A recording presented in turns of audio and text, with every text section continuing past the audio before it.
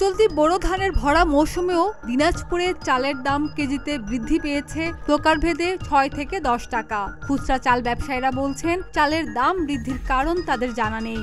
অথচ এদিকে হিলি বন্দরে ভারত থেকে আমদানিকৃত হাজার হাজার বস্তা চাল মজুদ রয়েছে বিভিন্ন গুদামে।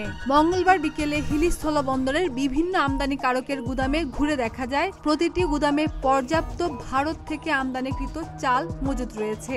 এসব চাল গত 15 এপ্রিল পর্যন্ত আমদানি করা হয়। এদিকে হিলি খুচরা চাল বাজারে গিয়ে জানা যায় গত কোরবানি ঈদের পর থেকে বেড়ে গেছে সব ধরনের চালের দাম। ভারত থেকে আমদানিকৃত যে সম্পা কাটারি চাল বিক্রি হয়েছে ৬৫ থেকে ৬৬ টাকা কেজি, বর্তমানে তা বিক্রি হচ্ছে ৭৫ থেকে ৭৬ টাকা কেজি দরে। এইভাবে প্রায় প্রতিটি চালেরই দাম বেড়েছে। আর চালের দাম বেড়ে যাওয়ায় বিপাকে পড়েছে সাধারণ ক্রেতা বিক্রেতারা। চিকন গুলো তো ৬ থেকে ৮ টাকা বাড়ছে কেজি প্রতি, আর মোটা জাতের চাল যেগুলো হচ্ছে ৩ থেকে ৪ টাকা বাড়ছে। কেন বাড়ছে আমরা জবাবদি করতে পারতেছি না। এতে করে আমাদেরও সমস্যা হচ্ছে, বেচাকেনা খারাপ। ঈদের পর থেকে সব ধরনের চালের দাম বৃদ্ধি পেয়েছে। ধানের দাম বৃদ্ধি পাওয়ায় মিল মালিকরা বেশি দামে চাল বিক্রি করছে বলে খুচরা ব্যবসায়ীরা জানেন, এমনটাই জানান।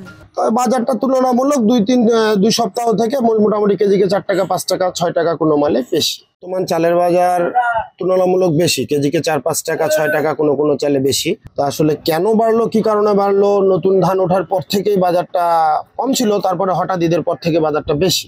হিলি বন্দরে চাল মজুদের বিষয়টি স্বীকার করেন মজুতদাররা। চালের দাম কম ছিল বলে তারা মজুত করেছে, এখন বেড়ে যাওয়ায় বিক্রি করছেন, এমনটাই জানান তারা।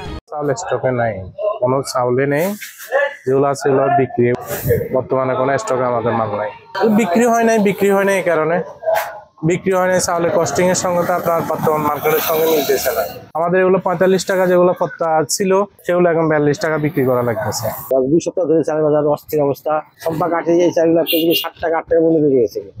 ধানের বাজার অজুহাত দেখাচ্ছে, ধানের বাজার বেশি, চালের বাজার বেশি। আবার সরকার আমদানি করলে ভালো হয়, মনে হয় বাজারটা স্থিতিশীল থাকে। শেষ দিকে আবার নতুন করে লাগালে হয়তো সরকার আমদানি করলে হয়তো বাজারটা স্থিতিশীল থাকে। যদি আমদানিকারকরা দীর্ঘদিন চাল গুদামজাত করে রাখে তাহলে ট্রান্সপোর্ট গঠন করে ওইসব গুদামে অভিযান পরিচালনা করবেন বলে জানান হাকিমপুর উপজেলা খাদ্য নিয়ন্ত্রক কর্মকর্তা। থাকে তাহলে তারা ৩০ দিন পর্যন্ত মজুদ রাখতে পারবে, ৩০ দিন যদি লাইসেন্স থাকে। আর লাইসেন্স না থাকলে তারা মজুদ করতে পারবে না। মজুদ যদি আইন আছে, টাস্ক ফোর্স আছে জেলায়, তারা আসবে আর আমরা মনিটরিং করবো। খাদিজা নিপা, প্রতিদিনের বাংলাদেশ।